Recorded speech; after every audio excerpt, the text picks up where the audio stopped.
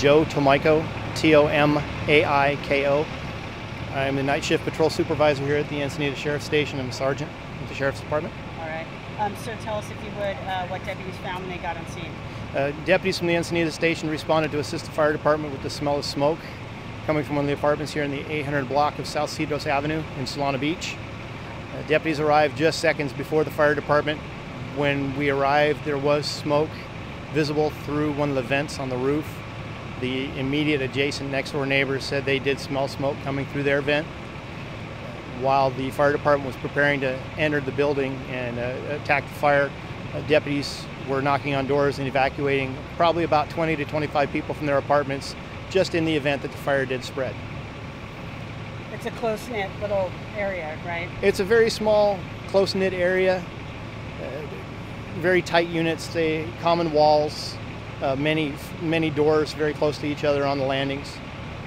And tell me, if you would, just a little bit about what was going on in the apartment that was on fire. When the deputies were doing the evacuations, I was able to see that the fire department was able to gain entry.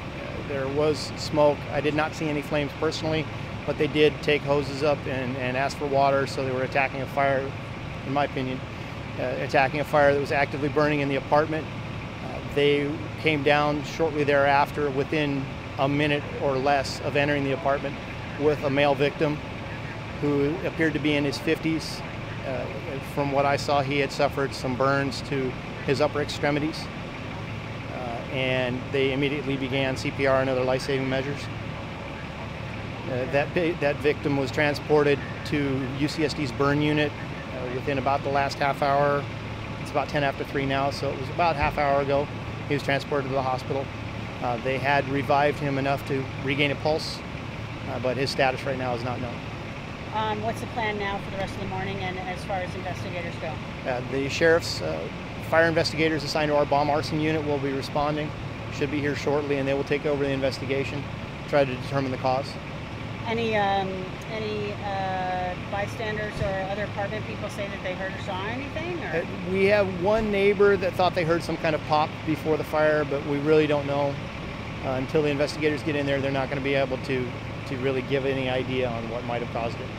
David Cadigan. Can you spell your last name? Cadigan.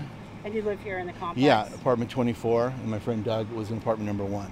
So take me through the steps tonight of how we ended up all out here. Yeah, I played pro ball, so my back hurts almost every night. I take a really hot bath with eucalyptus and stuff, so I took my bath, and as I was going to go to bed after my bath, I noticed all the commotion out here.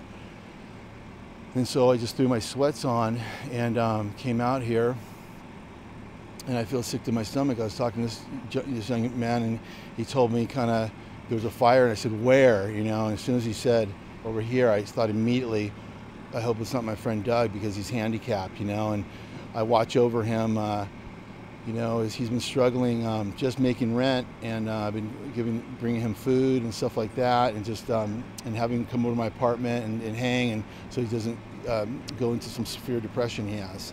And yeah, I pretty much knew. My heart, I knew it was him, just because I just been really worried about him lately, the last 3 or 4 months, and I'm sick to my stomach. I gotta find out where he is and make sure he's okay, because he's a great, lovely, good human being, a sweetheart of a guy, and I really care about him. I love him very much, and we've been good friends for 2 years now. And